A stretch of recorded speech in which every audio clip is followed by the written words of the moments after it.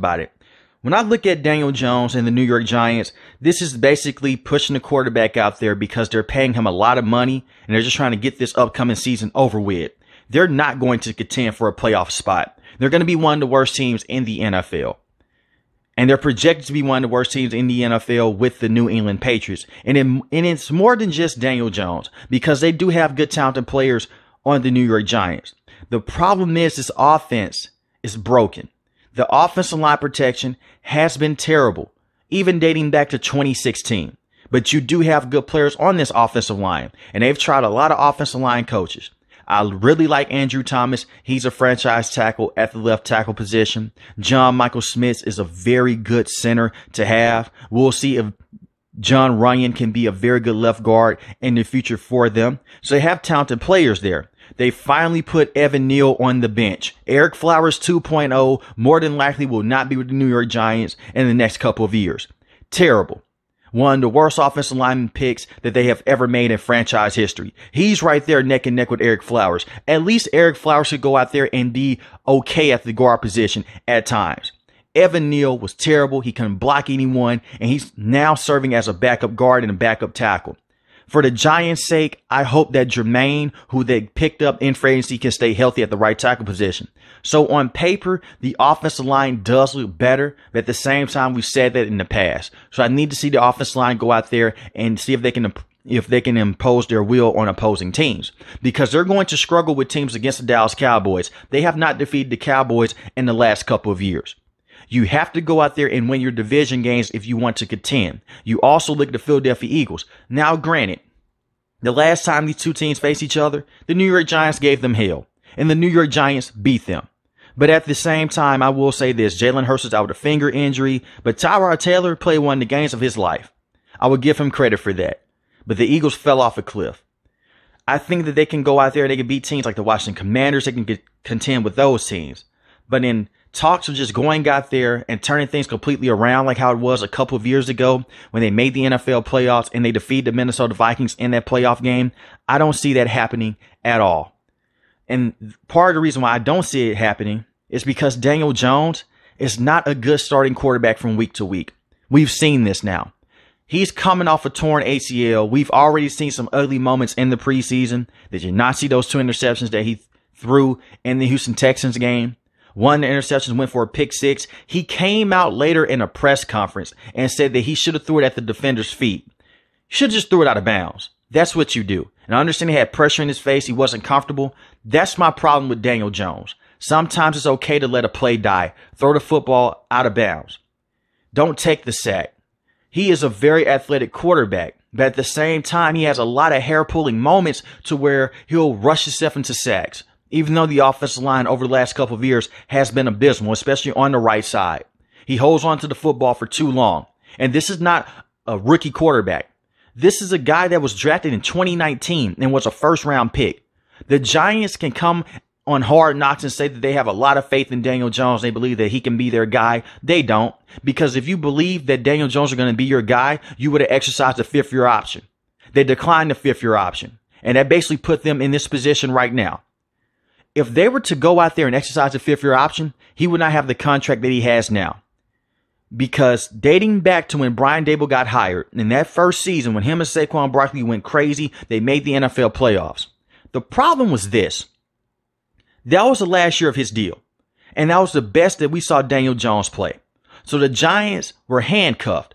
Either you pay Saquon Barkley, a guy that's a running back, and let's be honest here, no disrespect to running backs, you would be crazy as hell if you pay a running back more than you pay your starting quarterback. That's just how it is. Starting quarterbacks are more valuable than running backs. So they went out there and they paid Daniel Jones. It was a mistake, but they had no other choice but to do that. They didn't have a guy that was going to come off the bench and just come in and replace Daniel Jones. So they paid him a lot of money and they franchise tagged Saquon Barkley, and he was not happy about it. Then we fast forward to this previous season we just moved off of. It was a season from hell. The Giants went from this playoff contending team that went to the playoffs, won a playoff game, and lost against the Philadelphia Eagles. And they became a team that had a quarterback that tore his ACL early in the season against the Las Vegas Raiders. And Daniel Jones has dealt with injury problems in the past. And they also dealt with offensive line issues yet again. and their wide receiving core was still not up to standard. And I'm going to take up for Daniel Jones here, even though I do believe that he is not a franchise quarterback, and at his best, he's just a solid backup to have. They have never given him a true number one wide receiver until now. And you hope that Malik Nabers can be that guy. He did not get to play with prime Odell Beckham Jr. They shipped him off to the Cleveland Browns. His best offensive player was his running back. Darius Slayton is a very good number 2 wide receiver. He's never had over 800 receiving yards in the season. And we saw what the Eagles did to them in the NFL playoffs. They played press man coverage. They took the run away, and Daniel Jones cannot go out there and throw guys open. And it will be hard for anyone to go out there and do this, including Patrick Mahomes, behind how bad this offensive line has been. So I do feel for Daniel Jones there. I don't feel for Daniel Jones when it's open wide receivers, especially in the goal line situation, and you're throwing pick sixes like how you did against the Seattle Seahawks, where you're holding onto the football for too long and you have open receivers right in your face and you just don't see them. And you just take the sack. When the protection is decent enough, his accuracy is very hit or miss. He is the definition of a quarterback that's going to go out there and he knows that the writing is on the wall. Unless Daniel Jones goes out there and he performs like a top 5 to top 10 quarterback, they're not going to keep him for the next couple of seasons. And if the Giants finish with a really terrible record to where they can have a top 3 pick in the NFL draft, they're going to select a quarterback. Whether that's a guy like Dylan Gabriel out of Oregon, who I'm very high on, a guy like Shedeur Sanders, maybe you try to go for him, maybe Carson Beck from Georgia. We'll see how the quarterback class shapes out. Right now it's a weak one. But we all heard this before. Those kids can go out there and they can have a great season. And the next thing you know, the draft stock is up. But it's very telling when the Giants declined that 5th-year option. Not only did they do that, they also went out there and they talked to Russell Wilson before he signed with the Steelers. They wanted to bring him in to be their starting quarterback. They wanted him to possibly come in and either be competition or to be the guy. And more than likely, he was going to be the starting quarterback with the New York Giants on week 1. But that went to the wayside. So what else did they do? On Hard Knocks, they said that they're doing their due diligence, and I do believe that. But at the same time, they tried to trade up for Drake May. They held extensive interviews with Caleb Williams, Jaden Daniels, and Drake May. They really wanted Drake May. They even proposed a trade to go up there and try to trade with the Giants. The Giants tried to trade with the Patriots. But the Patriots said, you know what, we're set. We're going to go with Drake May. So they went out there and they settled for Malik Nabers. And by the way, Malik Nabers is a very good wide receiver, and he should be a great wide receiver with the Giants moving forward. But it doesn't matter about the players you have at the wide receiving position if the quarterback can't give him the football and he's not competent enough. In the past, I was hitting the table. I'm not going to lie to you guys. I was saying, hey, pay Daniel Jones because he is the quarterback. I did not have that much faith in Daniel Jones at that time, but you have to pay that position, especially if it's even average, because it's hard to find a guy at that position. And the Giants haven't been in the situation to where they can just go up there and they can trade for generational talent and bring them in. Their last franchise quarterback was Eli Manning. I'm not saying that Daniel Jones is a franchise quarterback. I think that Daniel Jones is a very good placeholder, and that's it. He's a bridge quarterback at best. The offense is heading to the right direction. The positives are this. Brian Daboll is a very good head coach, and he's a very good play caller. And I also love Brian Daboll for doing this. Kenny Golladay was a terrible player with the Giants. He finessed them out of money. Seems like a lot of players are doing that, even back to when Nate Soldier did it when he was a starting lineman for the Giants. Remember him when he came over from the Patriots and he was completely terrible? It seems like a lot of people are robbing the Giants of their money. But Brian Daboll will go out there and he will bench you. That's what he did with Kenny Golladay, and he's doing the same thing with Evan Neal now. He doesn't care where you were drafted. He doesn't care how much you're getting paid. He doesn't care what the team gave up to get you. If you're not playing up to standard, he's going to bench you. And I do have this fear that if Daniel Jones isn't looking good by week 3 to week 4, they may go with Drew Lock or Tommy DeVito. And let's get one thing clear. Tommy DeVito did look better last season than Daniel Jones did in those games that he played.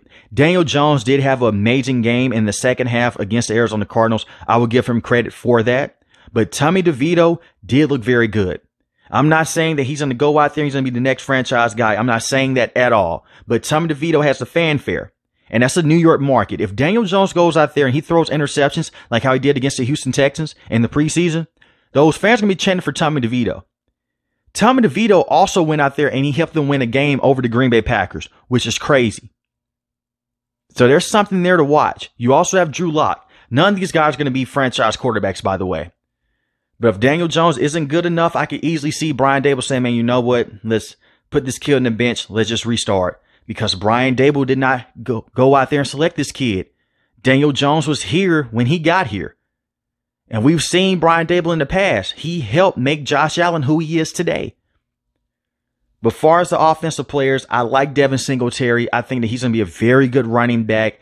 The thing is, Devin Singletary, he's going to get a bad rep because people are going to compare him to Saquon Barkley. Saquon Barkley is just a freak athlete. Devin Singletary is not that, but he's a very good, tough running back to have. He's going to give you his all. And he did have success with the Buffalo Bills. And Brian Daboll was the former offensive play caller for the team. He helped go out there and select this kid. So he's going to have success. Give Devin Singletary some time. I think that he'll be a very good running back. The wide receiving core, I can't say enough good things about Malik Neighbors. The last time that John selected a wide receiver out of LSU, it worked out pretty good with Odell Beckham Jr. I think this kid can go out there and have a higher ceiling than Odell Beckham Jr. He is going to be a great football player. I like Wan'Dale Robinson as well. It's very unfortunate what happened in his rookie season, that he tore his ACL, because he still hasn't been the same player since then, like how he was in college, but he could be a very good number 2 to number 3 wide receiver. And you guys don't have to feel about Darius Slayton. He's a very good number 2 option. The tight end spot, Darren Waller went out there, played one season, dealt with some injuries. He was done. That was just a wasted pick that they went out there and just tried to bring him in. He was not the same tight end that he was 3 to 4 years ago with the Las Vegas Raiders. But you have Daniel Bellinger, who I like a lot. He did suffer an eye injury his rookie season, but before that, he was a solid receiving target. You also have Theo Johnson as well. So they have good pieces. Just overall, it's just not enough to contend against some of the tougher teams in the NFC and the NFL as well. As far as the defense, this is where things get fun. You no longer have Wink Martindale. He's no longer the defensive coordinator for the New York Giants. He had a falling out with Brian Daboll. It was so interesting what was going on there, because Wink Martindale will say, you know what, there's nothing there. And then you'll have a guy like Brian Daboll come out and say, you know what, we're all good. Couple of weeks later, Wink Martindale leaves the team. Shane Bowen is the brand new defensive coordinator. We'll see if he can be good with them. Wink Martindale blitzed a lot, and it left cornerbacks on the island. I will say this, if Shane Bowen wants to take the similar approach, I would not be mad at that, because the front seven looks very good. You have Brian Burns, who you got from the Carolina Panthers. He's a very good pass rusher. I think that he's going to be a star playing alongside Kayvon Thibodeau. Kayvon Thibodeau is a beast in his own right. You have Dexter Lawrence as well at the defensive tackle position. You have 3 guys that can go out there and stop the run. They can get to the quarterback. You love to see it. If the Giants could go out there and make Daniel Jones this elite game manager to where they just run the football as much as possible, work off of play action, and they could play through their defense, they may be on to something. Their defense has to be dominant. In order for them to have major success for this upcoming season, they have to have a top 5 to top 10 defense. You have Azeez Ojulari as well, who I really like at the linebacking position. He's still young. He's 24 years old. You also have Bobby Okereke. You got him in a free agency class when he left the Indianapolis Colts as a very good linebacker. And let me tell you something now. Even at his worst, it's better than what it was with Jalen Smith. Remember when they had to bring in Jalen Smith when they were on that playoff run? It's no good. You have Bobby Okereke now. Very good tackler, can make plays in space. He's solid for what he does. Micah McFadden is still developing as a player, but he has some good moments last season, has some bad moments as well, but he's young. I expect for him to play better for his upcoming season. The secondary is a bit interesting. Deonte Banks, can he be the guy? Can he go out there and can he be the number 1 cornerback? Because he did go out there and he did make a lot of big plays. I will say that, especially in the back half of the season. But can it be more consistent? Deonte Banks is a former first-round pick, is great in man coverage. Early on, he did have some struggles. But as the season progressed, those pass deflections were crazy. I think he'd be a very good playmaking corner. And they're going to need those guys to be very good in the secondary, because look at the receivers in this division. They're stacked to the T. You have CeeDee Lamb. You have Brandon Cooks. You have A.J. Brown. You have Devontae Smith. You have Terry McLaurin. All those guys are in this division. So the secondary has to be up to T. You did lose Xavier McKinney to the Green Bay Packers, which really sucks because Xavier McKinney was a true baller last season. But you are bringing in Jason Penix. You hope that he can come in. He can be a very good free safety for you. And you have Dane Belton as well. So the safeties are a question mark, but they're young. I think the Giants, they're in a tough spot. It's a lot of positive things to look at on the defensive end. There's a lot of fun things to look to with Malik Neighbors. I'll just say this upcoming season, basically just get it over with. This should be the last year with Daniel Jones if he does not perform up to standards. I want to be wrong here. I want to see Daniel Jones go out there and rewrite the narrative and say, hey, you know what? I never had a true number one wide receiver. Now I do. Look at how good I am. But I don't think that's the case. I think that Daniel Jones is a broken quarterback, and I don't think that he can be fixed even with Brian Daboll. They made the playoffs a couple of years ago because he could run the football with Saquon Barkley. But when teams play that press man coverage, whether receivers are getting open or not, and when they blitzed Daniel Jones, he looked like a deer in headlights. He just did not look good enough. And we saw that against the Seattle Seahawks last season and the season before. Pete Carroll just went out there and blitzed him and said, you know what? Prove it. Prove that you can beat me with your arm. And he couldn't do it. The Arizona Cardinals had this team down heavy in the first half because of that. And in order for the Giants to have success moving forward, they either have to have Daniel Jones go out there and play to his best of his ability or move off of Daniel Jones for a young and up-and-coming quarterback.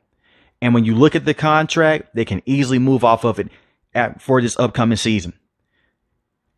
It's not a lot of guarantees on that contract anymore, so the Giants do have a way out. But let me know in the comment section below, how do you guys feel about the New York Giants and Daniel Jones? If you're new to the channel, hit the subscribe button. If you like the video, hit the like button. Most importantly, I want each and every last one of you guys stay safe, stay positive. Thanks for watching the video, guys. God bless. Peace.